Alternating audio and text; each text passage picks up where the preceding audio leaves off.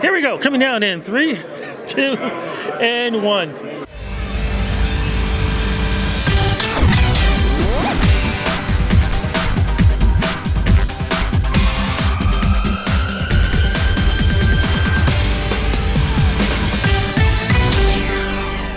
Drew, first, thank you so much for doing this interview with me. How does it feel being here in Toronto? SummerSlam, as we speak, just a couple of days away. It's the biggest event of the summer.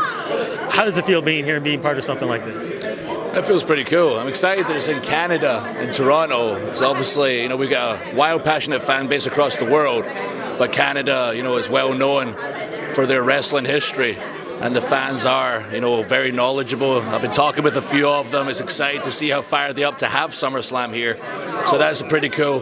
But for me personally, I need to figure out a way to get on SummerSlam because currently I don't have a match.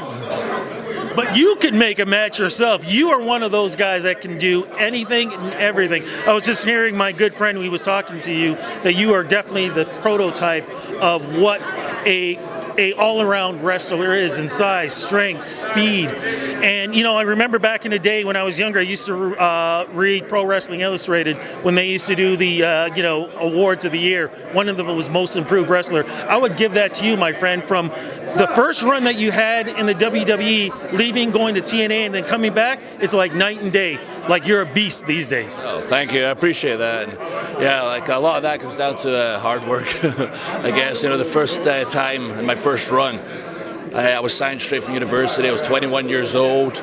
Like I talk about a lot, about some of the other superstars around here, I got a little complacent. I forgot, the opportunity that I had, and this was always my dream, and I wasn't giving it my all. And when I was released / fired from the company, I sat down and told myself, all right, put up or shut up time. Are you going to give it your all in the ring and out the ring?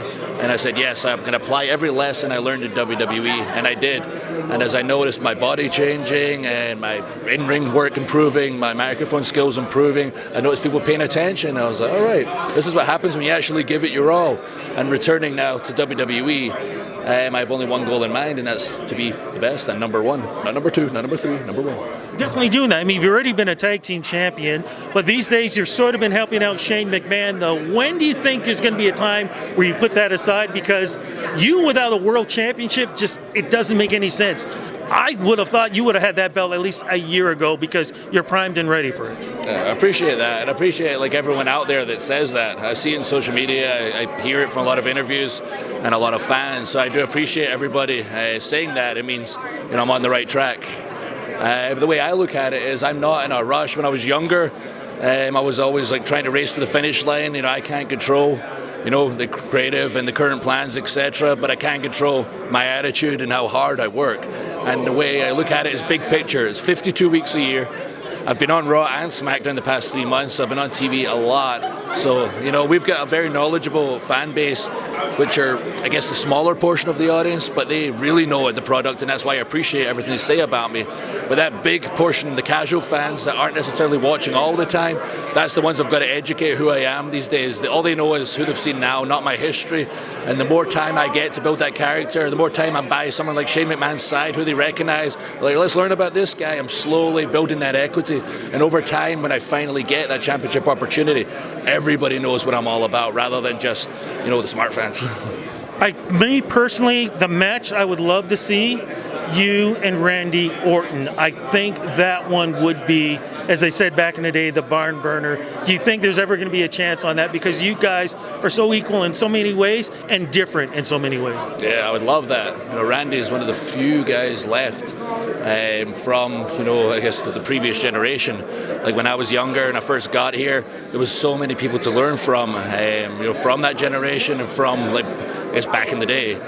His dad was a wrestler, his grandfather was a wrestler, it's in his blood, and he just took to it like a duck to water, and he's one of the last guys left to truly learn from, but he's as good now as he was, if not better, 10 years ago, and that's someone I want to get in with, like you say, not just to have great storylines, but also to learn before he goes and retires and heads on into the night. I know you never stop learning in this business, and a match with Randy Orton, a program with Randy Orton would help me, hopefully help him, and teach me a whole lot to pass on to the future generation. Before we go, your signature move, what is it called again? Claymore.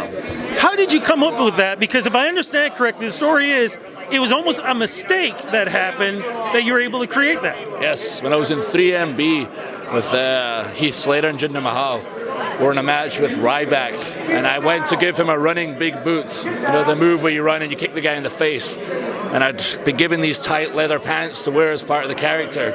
So as I ran to kick him in the face, the pants were entirely too tight. I was worried the crotch was going to split, so I had to kick my other foot up, and it inadvertently landed in my own head and knocked myself out.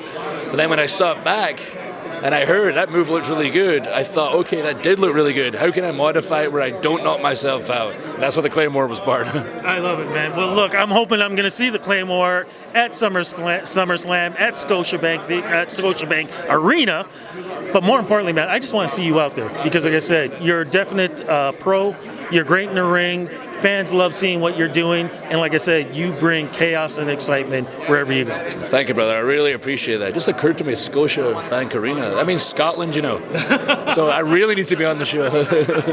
Thank you so much. Thank you, buddy.